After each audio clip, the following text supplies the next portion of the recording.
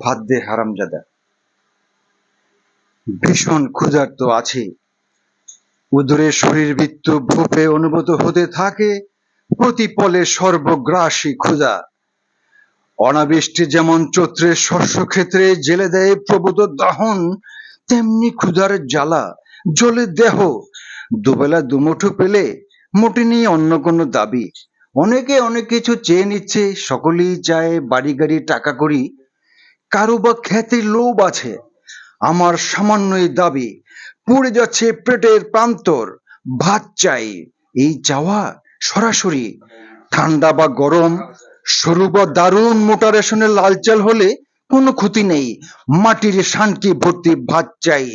দুবেলা দুমুঠো পেলে ছেড়ে দেব অন্য সব দাবি। অযৌক্তিক লোভ নেই, এমনকি নেই যৌন ক্ষুধা।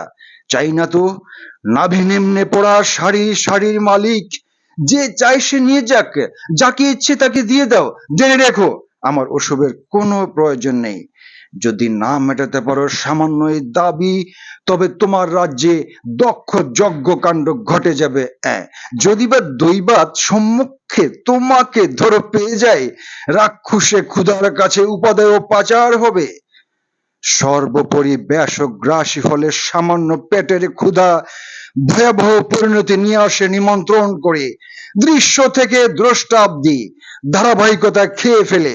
অবশেষে যথাক্রমে খাবো গাছপালা, নদী নালা, গ্রামগঞ্জ, ফুটপাত, নর্দমার জলের প্রপাত, চলাচলকারী পথচারী, নিতান্ত প্রধান নারী, উদ্দিন পতাকা সহ খাদ্য মন্ত্রী ও মন্ত্রীর গাড়ি।